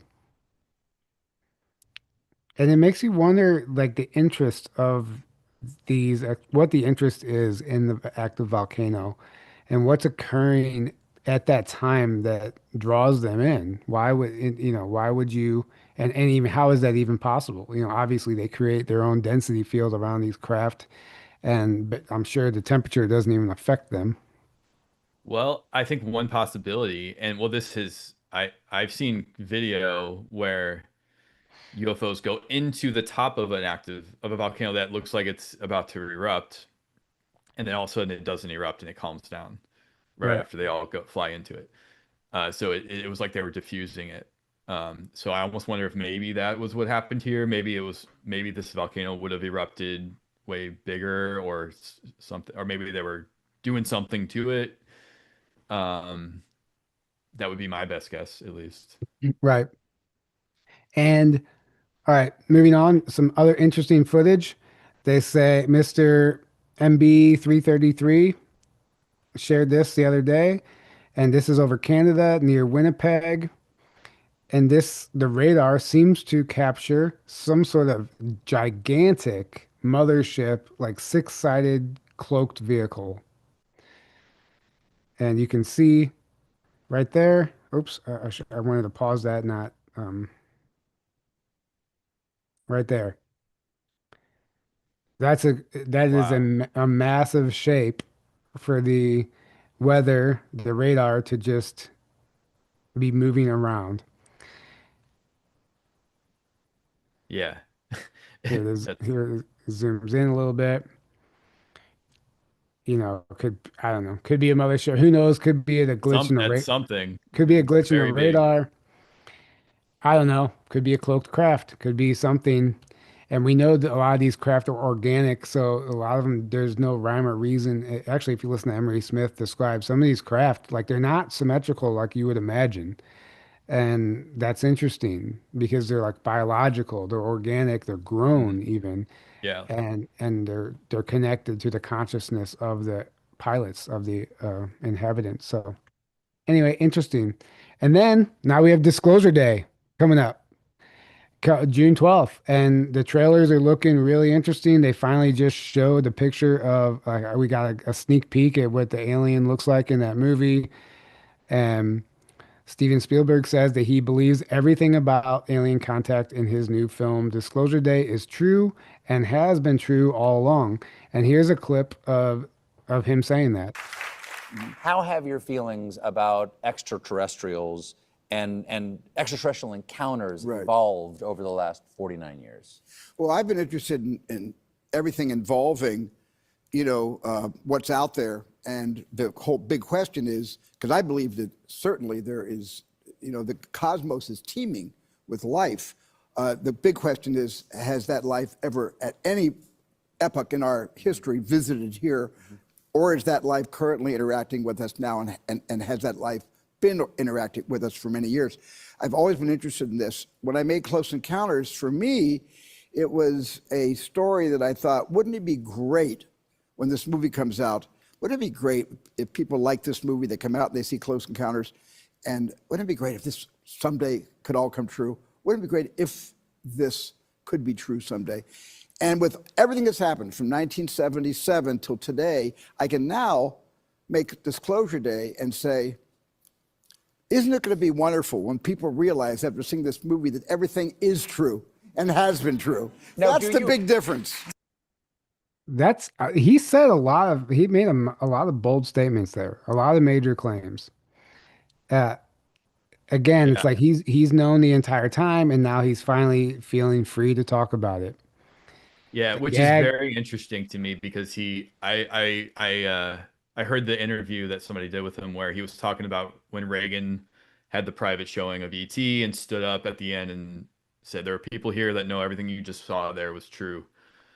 And he said it, and he said Reagan said it with a straight face, but then he tried to spin it as, oh, but I know he was just joking, even though he didn't smile at all or laugh at all, or right, he said it with all seriousness and a straight face. It was almost like he knew it was true. you know, right. he knew Reagan knew it was true and was being serious, but then he had to be like, oh, but no, he had to have been joking, and Well, I clearly mean, that was the 90s. The times were different, much different. right. But it's interesting that he went from that to now saying things like this on a talk show. Well, I mean, you gotta imagine all these people that are finally able to talk. Like the gag Right. order's been lifted. Like they're probably like, "Fuck, finally!" Right. Like, Yeah, it's and that you just led me to my next point. Exactly. right. So I think Yeah. his controllers finally gave him the green light to be like, hey, go ahead and say whatever you want to say, Right. and nothing's gonna happen to you. You're fine, And then, Which is interesting. and then, the most hilarious part of all this, look who decided to join the party.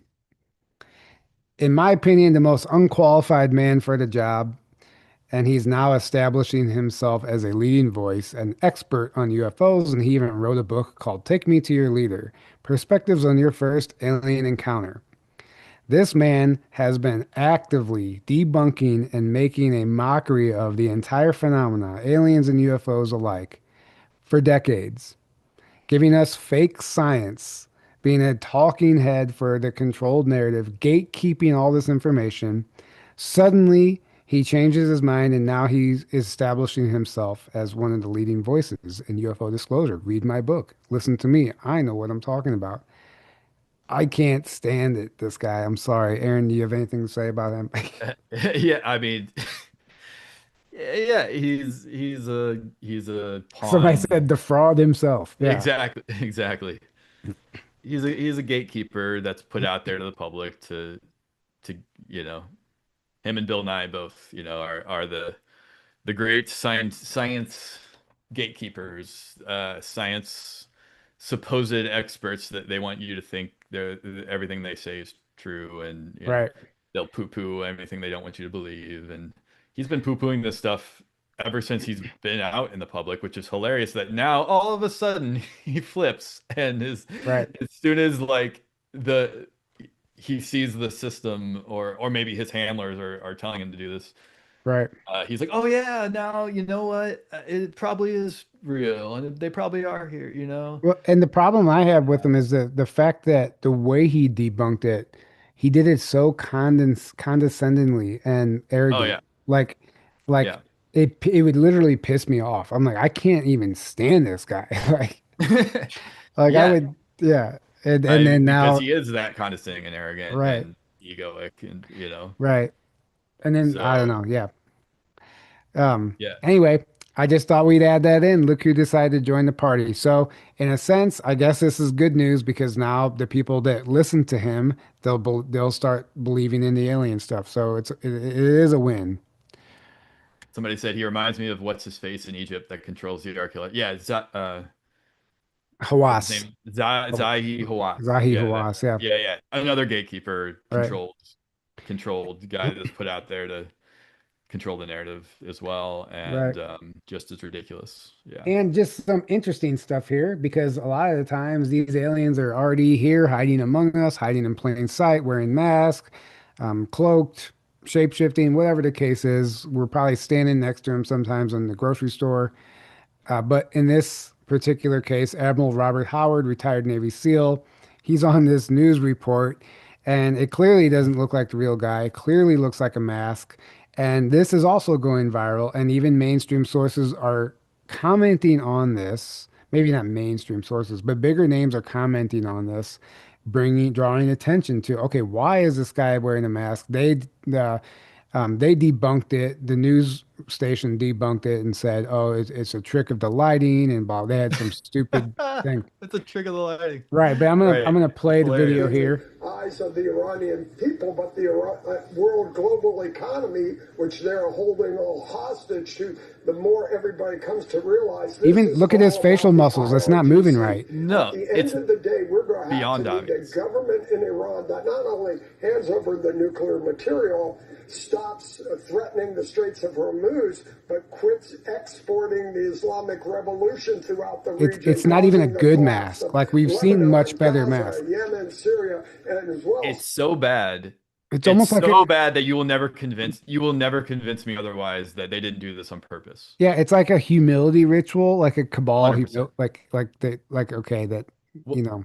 Well, or sorry. you could make the argument it's the white hats trying to wake people up. Well, that's what I mean. We're gonna make it right. We're gonna make it so obvious that everyone is gonna notice that. Like essentially, this guy was like a humility ritual in the sense that he was forced, not at gunpoint, but maybe like get up there, wear this mask, and do this interview with a dead straight face. Right by the white hats. Right. By the.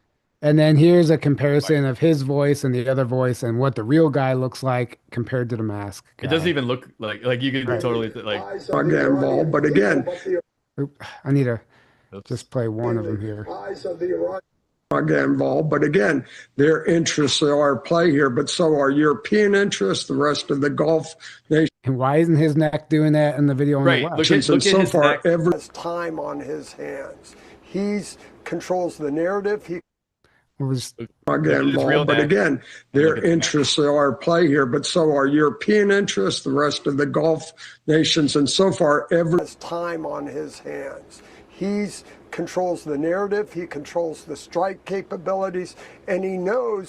And this is a military man, and you have to wonder, like, what is happening behind the scenes? Why we're at a point in the game or in the movie where this is happening, you know?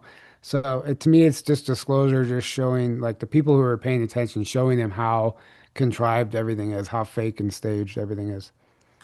And then this video, this is just a weird, I'm not sure who this guy is, and I'm sure somebody in the comments knows who he is, but this is just weird. And this is what I mean. Like some of these bloodlines, some of these ETs are hiding among us. Maybe he's wearing a mask, or maybe he just is an ET. They look slightly different. Anyway, it's kind of creepy looking. And somebody did pause this video and zoom in, and you can see a slit in his eye. Definitely a strange ear and weird eyes. It's not quite normal, what you would expect to see. And they just parade around in the middle of all of us. Just walking around in public with everyone. Now this is something I find interesting. There was another video I meant to dig up and I forgot, but it was talking about how these reptilians actually shapeshift and how they disguise themselves. Now there's something called liquid crystal, and a lot of these people that appear to glitch out on camera, they start to do this. What you see, this face here, it looks like it's just a weird glitching anomaly. But then if you look up liquid crystal on Wikipedia, it shows virtually the same stuff, and it explains what this is. It's a technology, essentially. Actually, I'll go to the next slide here. Liquid crystal, it's a state of matter whose properties are between those of conventional liquids and those of solid liquids, and it just goes on and on. But solid crystals, I'm sorry. In my personal opinion, this is a very advanced liquid crystal. It's probably reverse engineered extraterrestrial technology, and it's what they use to cloak themselves. So I'm going to play some of this video. So you have literally Wikipedia showing you a picture of what liquid crystal looks like. And then you have, I hate how that does that. Sorry, guys. I have to like start one and pause it and then start the other one. I want to ask you 5 questions. Here we go. We asked every big famous star. And guess what? You're only running there. Like you could say it's a glitch of the camera, but it happens too many times. With teenagers who were living in exclusion, who were living in extreme poverty or living with HIV, and write their stories. Listen to their stories and write them. So, I mean, obviously learned so much from these kids. I learned from Anna in particular, who has lived an extremely difficult life. I learned to live each day to its fullest. And why is the glitch only happening on their face? On their face. Moving right. with their face. Gonna get away and spend time with family and friends and just enjoy it, relax for once. Kind of a fat chance on.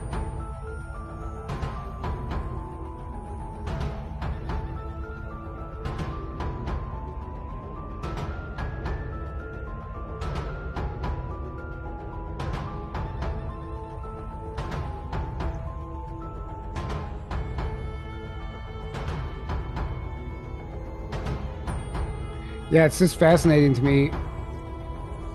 It's because it's like it's some weird holographic overlay that it literally deceives our visual cortex, and we see a human, and it's like a breakdown of the technology when it's on camera. It's like it's not foolproof, or maybe in the past it wasn't, and it's glitching out. It's just like they live, you know? Right. And there's just multiple examples here. I'll just kind of fast forward through it. And how it slowly fades into it. Yeah. Very interesting too, a lot of the time. But look, I mean, look at what's happening to his face, and look at Wikipedia's example of liquid crystal. It's the same thing. It looks exactly the same. And there was a guy explain this process, and the video is on our Instagram, and I forgot to dig it up. But some whistleblower basically explained precisely what is happening here, and this would verify it. This would, in my opinion, this would verify it. And that's just a clip from a movie. Liquid crystal. Oh, what happened? It's okay. I'm not going to read that. It's just the post I made about on Facebook. Actually, I can fix it real quick. That was a great post. Yeah, I was just going to read. I was just going to read through it. So this is for discernment purposes only.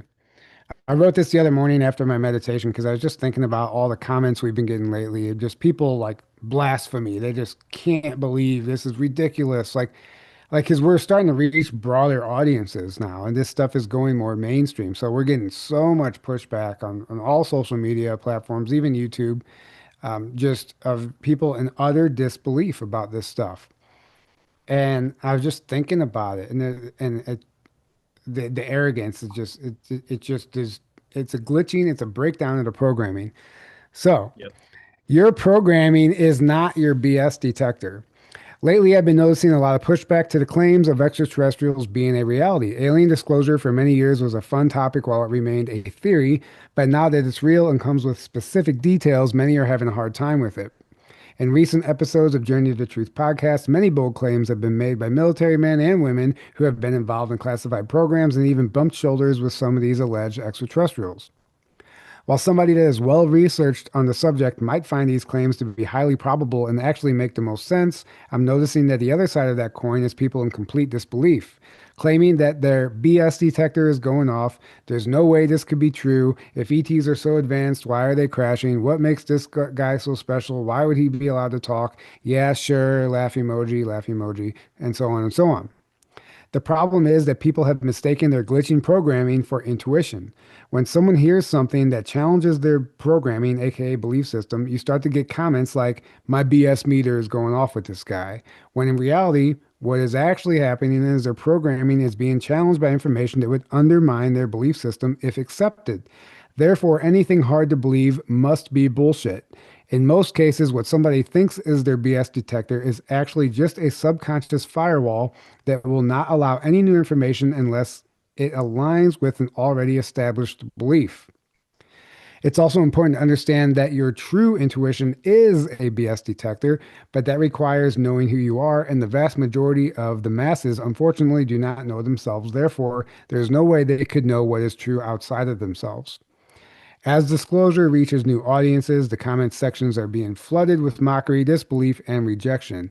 This is merely a byproduct of generational mind control, and what we are witnessing is the malfunctioning of a program that was engineered to keep us in the box.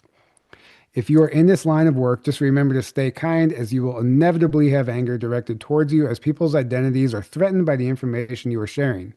They need a bad guy to blame it on because they couldn't possibly be wrong. But let us not forget that we were all once in that same box fighting for what we thought we believed in. Learn to love the people that hate you, otherwise you will be consumed by their darkness. So, just a little wise words to end on of discernment, because Very well said. Very well it's definitely, we're in uncharted territory right now. We are moving into uncharted territory, and we're literally witnessing the byproduct of years of programming and engineering, mind control breaking down. And it's very interesting to observe. And that doesn't mean everybody's out there telling the truth. And some people are right to question things, but I'm seeing it coming from a very triggered place. And a lot of them are unfortunately, or religious, dogmatic religious people. So, and we got into all that with Scott McKay in our last week's live. So anyway, that's it, guys. That was the current events. That was a slideshow. We could have gone into so many more things, but I just kind of wanted to hit the highlights. And obviously, we would be doing a disservice to the community if we didn't cover the alien disclosure that we've all been waiting for, no matter how limited hangout it might be. Any final words, Aaron? Exciting times. I'm here for it. And I think the next few years, like I've said multiple times, the next few years are going to be very exciting. A lot's going to happen. And I think it's going to blow everyone's minds and challenge everyone. And, everything's kind of getting pushed to the surface right now on all levels, to be seen and dealt with and acknowledged, right?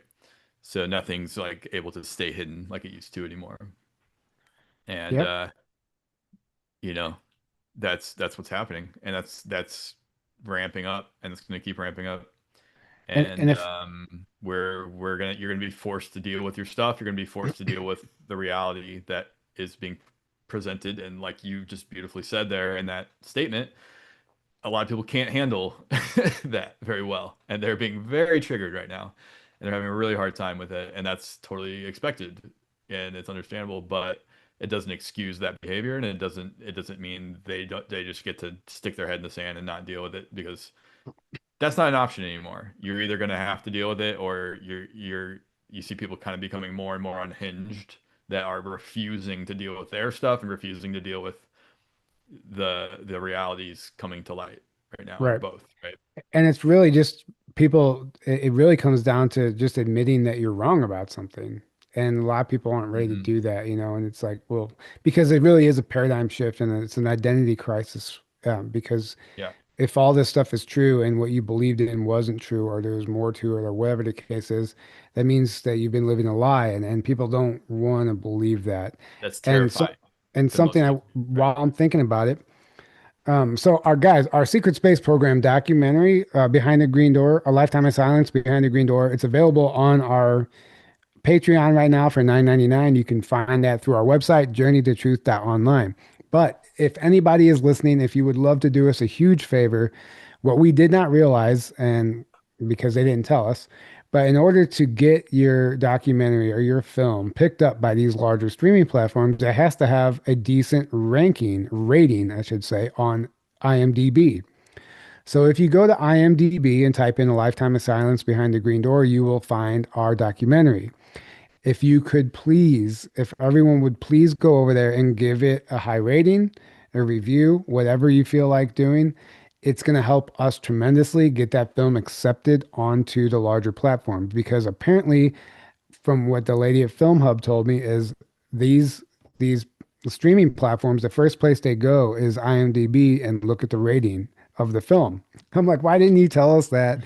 We could have been having our audience go the whole time and rate this film on IMDb. So if you are interested in helping this movie get out to the public, could you please, if you feel at all compelled to do so, please go over to IMDb, type in A Lifetime of Silence Behind the Green Door, and give the movie a high rating if you enjoyed it. And we can even put a link in the description to make it easier. Right. Because I But know a it's lot of not people. hard to find. I've even had people like you really just have to type it in and it pops up. So Yeah, I just know a lot of people. If you don't put a link, they don't do it. well, yeah, right. That's true. Unfortunately, that seems to be the case with a lot. But we have a good audience, so I think a lot of you will still do that. But maybe we'll put a link in the description still. But I wanted to promote one thing. I guess shameless plug because I'm a speaker at this conference. Oh yeah, yeah. There's a conference in Mount Shasta in July called the Calling, or I'm sorry, the name is I'm gonna butcher it. It's like angelic An calling Angelic gathering. Reunion. It's Yeah, called yeah. The Calling and Angelic Reunion. It's put on by a gentleman named Jonathan Shalimar. He's an awesome guy, and some amazing speakers. Brooks Agnew, who we talked about earlier, will be speaking. Lily Nova is speaking. Debbie Solaris, Laura Van Tyne, Abby Lynn, Alex Bloom, a whole bunch of people, a whole bunch of awesome people. And that is, there's a link in the description already for that. Tickets are on sale. They are very affordable, extremely affordable. Hope to see you all there. It's going to be a blast. And So I will be there as well. I'm not speaking, but I'll be hanging out. I will be there hanging out. Yeah. And just FYI, it literally is the very first Google result when you type in IMDb, a lifetime of silence behind the green door. It's virtually the first one that comes up. So it's actually the first Nice. few that come up. Awesome. So Yeah, so you shouldn't have please, any trouble finding it, and just go to the top right, and there's a little star there. Click rate, and you can click 1 through 10. Just rate it 10 if you enjoyed it, or whatever you want to rate it. Just honestly rate it. That would be wonderful. And thank you for somebody doing said, that. somebody said Sasha. Yeah, Sasha Stone. Sorry, didn't Right, mention Sasha Stone is also a speaker if you like him as well right. at the Shasta conference. Yeah, so thank you guys so much for being here. This was a lot of fun. I hope you appreciated this. Please like, subscribe, share with your friends and family, anybody you think would be interested in this subject. If you think this can help them, maybe this might be too much for some people, but nevertheless, it's here. Disclosure is here. It's happening. We're at the early stages of something very great to come. Contrary to the popular opinion, where a lot of people think that we're doomed, I think it only can appear that way. But there is a very bright future ahead, and if you learn to see with your heart and not with your mind, you will see a beautiful reality. And Yes, absolutely. the end. The end. The end. Mic drop. Right. All right, guys. Thank you so much for being here. We love you. And until next time, have a great evening. All right. Love you guys. Good night.